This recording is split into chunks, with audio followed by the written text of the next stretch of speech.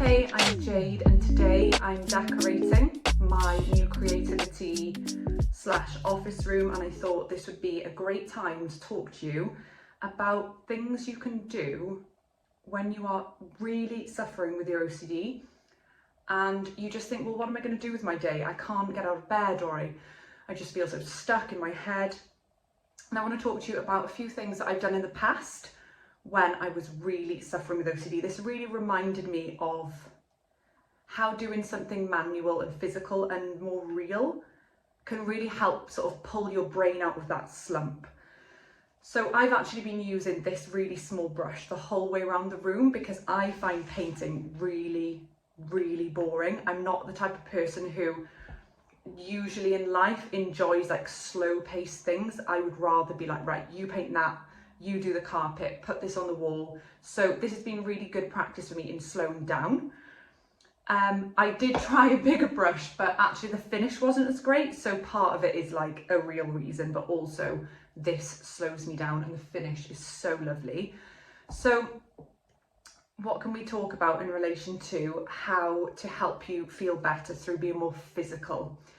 I don't know the science behind movement and doing something real when it comes to suffering, but I will take you back to a story of when I was at my absolute worst with OCD.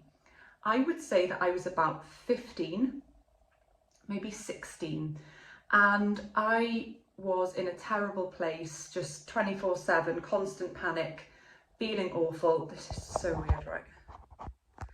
Feeling awful all the time. And one of the only places that I felt happy and good and well was in the art studio at school. And we were set a project one day of creating something at home based on like our feelings. Well, it wasn't actually creating something at home, it was just a piece. So I started my piece at school, and then I decided to take the canvas home and get this huge projector. So I'd hand drawn an incredible image that I loved, and then I projected it onto the canvas at home. I think I had like Macy Gray playing or something. And it was the first time as I was painting and listening to this music that was like made me feel creative and kind of connected with my creative self. It was the first time in probably a year or even 2 years where I actually felt like my mind settled and I was at peace.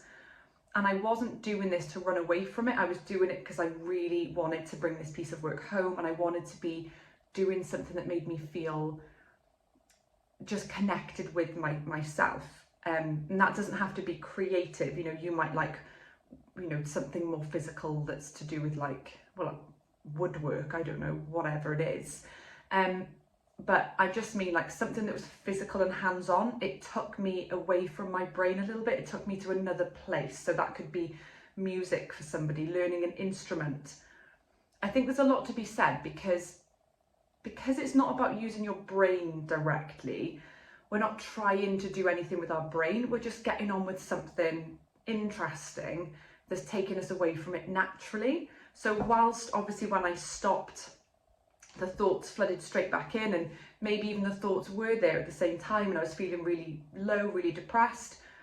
It just took me away from, you know, that internal dialogue and that place of, I'm just in my head and I'm just going to sit here in my head. It was like physical movement. And now I don't think it's much of a coincidence as well that after I stopped competitive athletics age 17, 18, my OCD ramped up like ridiculous amounts. I think because 5 days a week I was consistently pushing my body to its limits, I would imagine that was taking a lot off me in terms of my OCD suffering, because every time I ran, I got that endorphin rush. I got that feeling of my body was moving, my body was doing something. And then when I quit at 18, which was very linked with my OCD anyway, I felt too anxious to perform during competitions. I wasn't getting the times I needed, and I was getting bullied for being skinny. So the anxiety became too much and I quit. I do think that from that point, the OCD got progressively worse. So if you can find things that both involve using some form of your brain that is different than the place where we ruminate and obsess and panic and worry, that truly aligns with what you love. And if you don't know what you love, I guess just having a bit of reflection time on what really interests you. If someone was to talk to you about a topic, what would be like, right, I want to talk about this, I've got so many angles to offer here. And you can even start with like just watching a ton of videos about that topic on YouTube to just see where your interest takes you. I think sometimes we over intellectualize things that we're interested in. This phone is actually resting on my pot of paint. So this is not a professional setup, but we're doing it anyway. I sometimes like to film things just when I've had an idea and some inspiration and just go for it, and that's what's happening here. So hopefully it's more interesting than if it's more prepared and like laid out and notes and like set up. So try not to overthink too much, like what's my creative purpose? I'm not suggesting that we go delve into all of that, but like just thinking back to like, what did you get lost in as a kid? What did you love doing? Like my brother is now an architect, and when he was little, he would sit for hours and hours and hours just intricately building Lego. And I know that's a cliche, but he just loved making things slowly for hours, and I just was not interested in that at all. I wanted to be like art and like plays and like in charge of the show and playing board games correctly and wanting structure. Like that's who I am fundamentally. And so it's really about finding out what parts of yourself are undiscovered as a result of your suffering. I noticed that I lost so many areas of myself. The art stuff that I mentioned earlier, that just went. Once the extreme suffering hit, everything was gone. Everything, apart from working excessively and social life for escapism. Everything else was gone. My creativity was gone. I didn't write anymore. I didn't paint anymore. I wasn't doing my competitive athletics anymore. Everything was taken. Obviously, I allowed it to be taken. It wasn't like a conscious decision. So maybe you can reflect on what things did you have in your life that gave you that connection with life, if at all, if you had that. What things did you have that you could look to integrate back in? Even if it's like I would often have limiting beliefs, like, well, I can't paint again until I've got all the equipment and a creative space. That's not true. That's an irrational belief. Everything must be perfect or I can't do what I want. There's always ways to build in things that we love, even if we think it's hard. And so I think that this area of recovering from OCD is not talked about enough, but Rob has touched it on the channel before. Like finding something that you really love and live for is such a great tool, because it broadens your horizon of, like today with me painting this whole room myself, even if I was suffering with my OCD really badly, I would still have achieved this. It's demonstrating to my brain I can do things alongside OCD. I don't need to wait for things to be better in order for me to do this thing.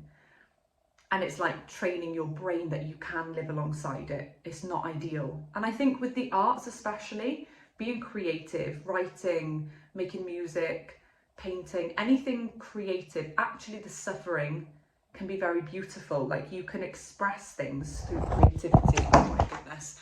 That someone who hasn't had your journey and hasn't had your suffering can't. And it shows you that you have this perspective to share with the world that perhaps other people don't. And I actually saw a very interesting chat about this on a podcast where someone was saying, it was like the talk about AI replacing people like that I work with who do like creative copywriting and writers and things like that. And it was like, this is an interesting angle here, but like I'll get back to the point. It was saying like artificial intelligence hasn't been through a war or hasn't had childhood trauma or hasn't, and yet we can see where this thing's going to go. But at the moment it's like your personal perspective and angle on life and what you've personally been through is valuable to other people. So even if you can think of a way to integrate your suffering into giving back to your community, maybe. I mean, maybe you're sitting at home feeling depressed.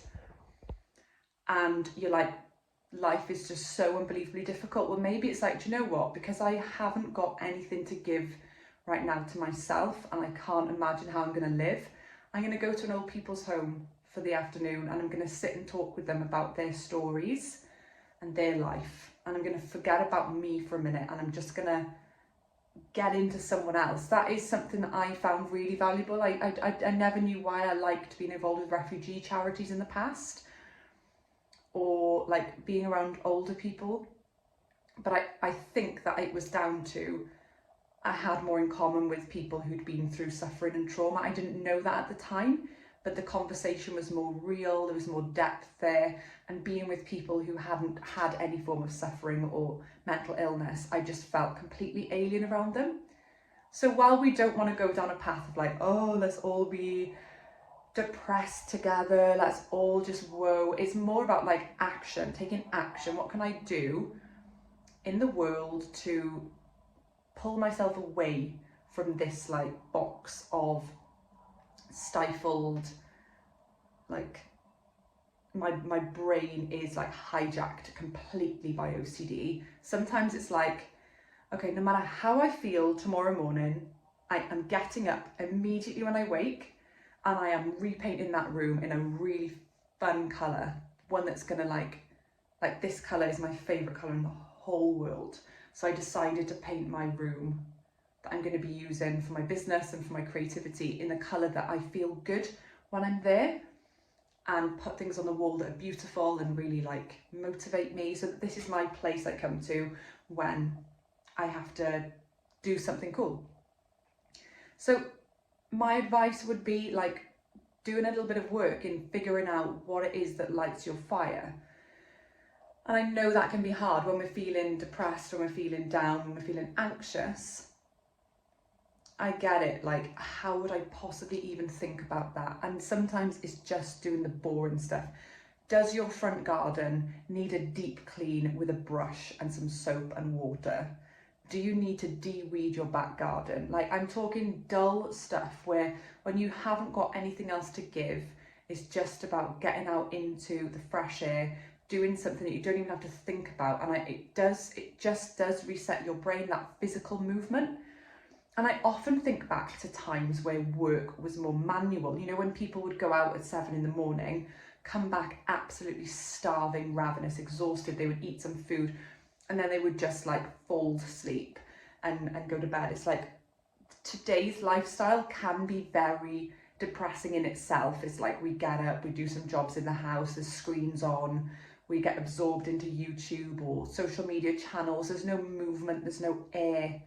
And I think that's what I'm getting at today, is that whilst I'm in a good place with my mental health, even if I wasn't, I know that this little brush today and everything I've been doing and creating in this room myself is firstly proved to me that I thought I couldn't do things like this because I've had to prep every single wall with sandpaper, with filler. I had this limiting belief that like you can't do things like that. You just I start to procrastinate. So I did a bit of sanding, and then I was just stuck on TikTok, and then I was eating chocolate and I'll just have another coffee break. But after a few hours of pushing through, I went into peak let's do this mode. And now I feel really proud because I've nearly finished this room, and it's proved to me that I can do something I thought I couldn't. And that is really good for mental well-being and upkeep. So please comment below. Tell me, I would love to hear from you. Tell me if you think this is unrealistic. Maybe I'm forgetting how hard the anxiety and depression is when OCD is at its worst.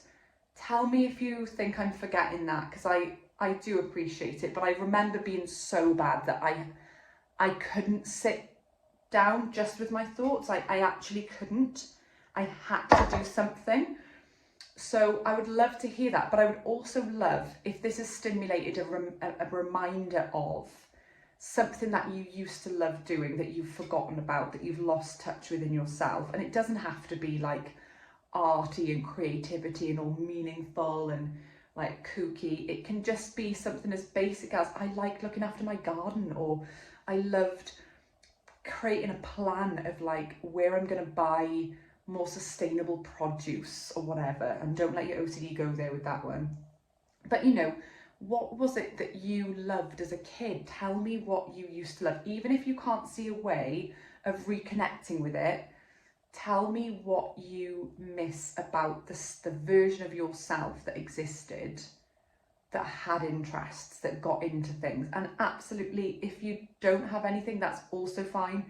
It can take time for us to find these things, but just having a think. And please tell me in comments, because I would be genuinely interested to hear from you, because obviously we're all different, and the things that some people love, others don't. Like my husband will spend, if he could, he would happily be 10 hours in his bike repair workshop, just tinkering with like mechanicy bits and stuff. I can't think of anything more boring than doing that. I can't imagine finding that interesting, but I can see how much he finds it just the best thing ever, like a form of meditation for him. He loves being in the mountains and on his bike and stuff, and I definitely love that too. But like, what is it for you? Everyone's different. Tell me what it is.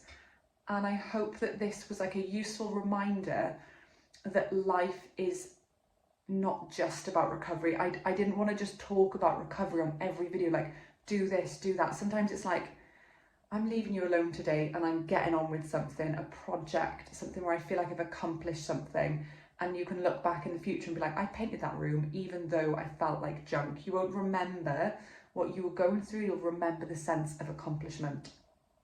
Hope that was useful today.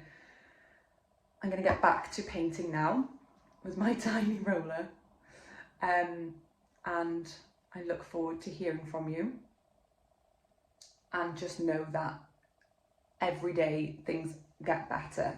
If we're moving in the right direction, a bad day doesn't mean it's forever.